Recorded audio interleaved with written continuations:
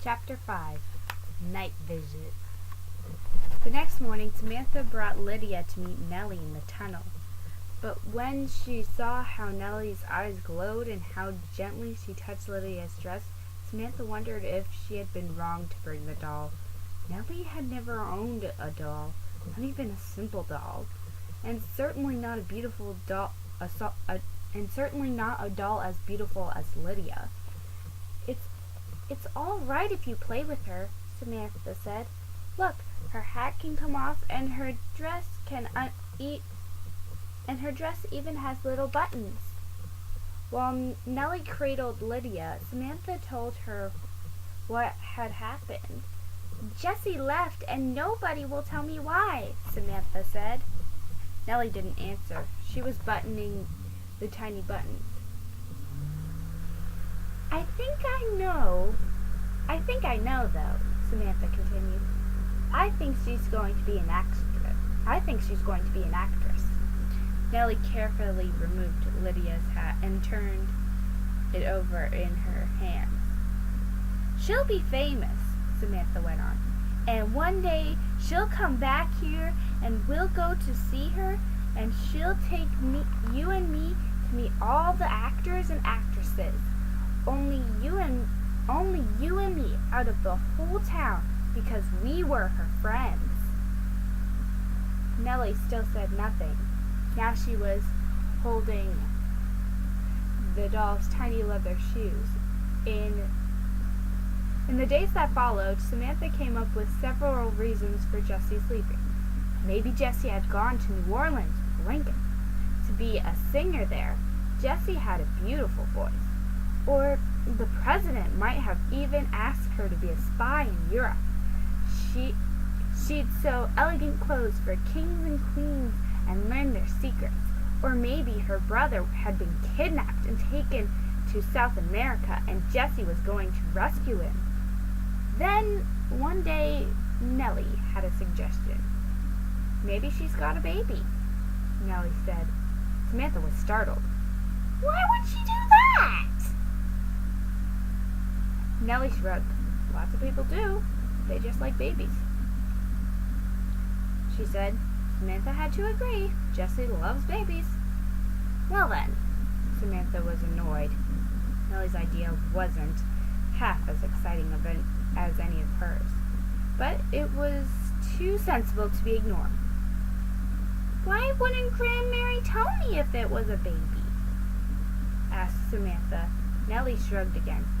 Grown-ups don't like to talk about babies coming.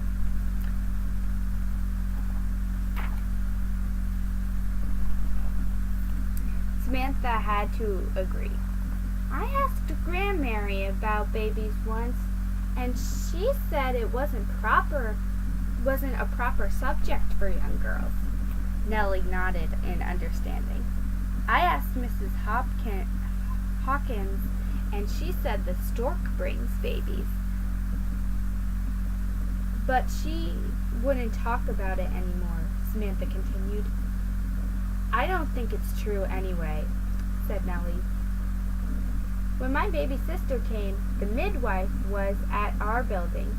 My other sister and I had to go out with my uncle. When we got back, my baby sister was there, and the midwife was fixing tea for my mother. But there wasn't a stork anywhere. Samantha was puzzled. What's a midwife? She asked. She's a lady who visits whenever a new baby comes. Nellie asked. My uncle says she brings the baby in her little black bag, but I looked in it, and the bag was full of things like doctors have. There wouldn't be any room for a baby in there. Nellie, we've just got to find out what happened to Jessie, said Samantha. If we just knew where she lived, we could ask Lincoln. He must know where she is. I know where she lives, said Nellie. Samantha's eyes were wide with surprise. You do? Nellie nodded. A woman across the street from Jessie makes makes a herb tea that cures headaches. One day Mrs. Ryland wanted some, so she sent me home with Jessie to get it. I can show you. Samantha hugged her. Oh, Nellie, that's perfect. Only we can't go in the daytime. They'd stop us for sure. We'll go tonight, when everyone's in bed. I'll sneak down the back stairs and meet you right here in the tunnel. Look out your window and watch my house. Grandmary always turns out the gas lamps just before she goes to bed. That's how you'll know it's all right for me to come down and meet you. Nellie agreed. She knew no one at the Rylands' house would even notice if she went out after she had finished her evening chores.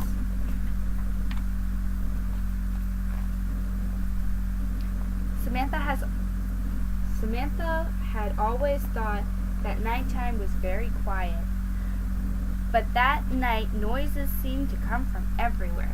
The crickets were making a terrible racket, and the bushes and the trees rustled as though they were hiding wild animals, and dogs barked all around. Samantha closed the back door carefully and hurried to the tunnel to find Nellie. The two girls held hands and started out of the yard and up the street. As long as they were on familiar streets where gas lamps glowed with a friendly light, they thought their adventure was grand and very exciting.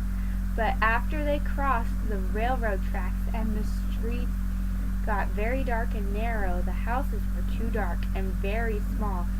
Somewhere there was a loud music and noisy laughter, and once in a while there was shouting. Nellie squeezed Samantha's hand so tightly that Samantha couldn't have let go if she wanted to. But she certainly didn't want to.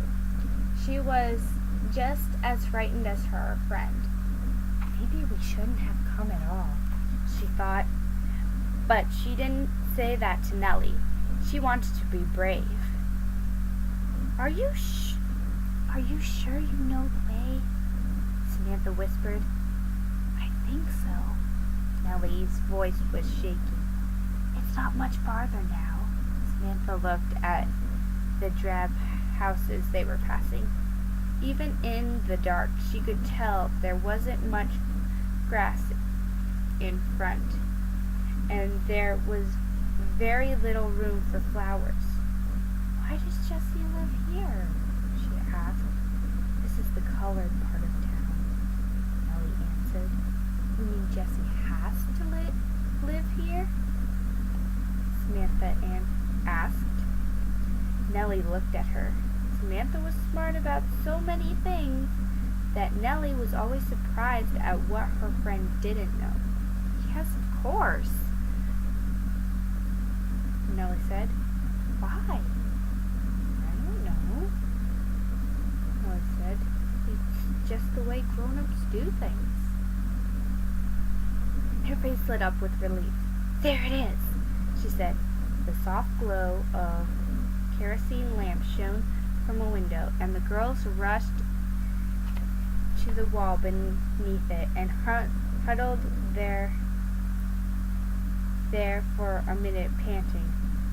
Aren't you going to knock on the door? Samantha suddenly lost her nerve.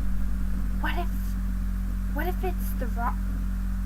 if it's not the right house after all? And she said, or what if Jessie went away with Lincoln and somebody else lives here now? Well, we can look in the window, said Nellie. I'll get down and you can get on my back. Then you can see in it. No, I'm stronger, answered Samantha. You get on my back.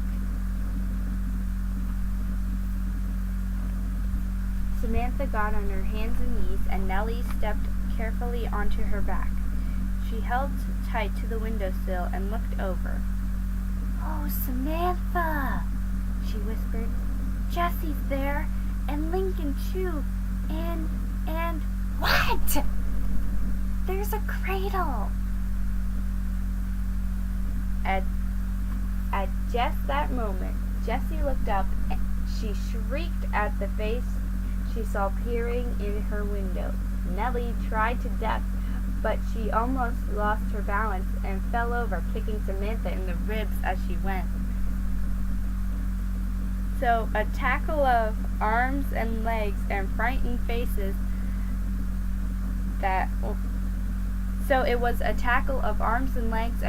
faces that Lincoln found outside the house.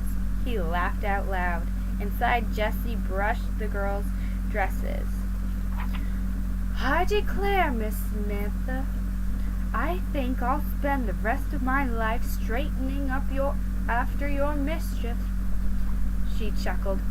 What on earth are you doing here at such a time of night? Where's Hawkins? The girls looked at one another shyly. Then Samantha spoke. We came by ourselves, Jessie. We didn't know what had happened to you, and no one would tell us. Jessie's smile melted, and she put her arms around Samantha. My poor child, she said, I'm sorry. I never dreamed you'd worry. But you see, I'm fine. She stood back and smiled proudly. And now come see my treasure. She went to the cradle and lifted the tiny blanket. She brought over the girls and announced, This is Nathaniel. Wrapped in a blanket was the tiniest person Samantha had ever seen. His skin was the same fine brown as his mother's, and his head was covered with soft black curls.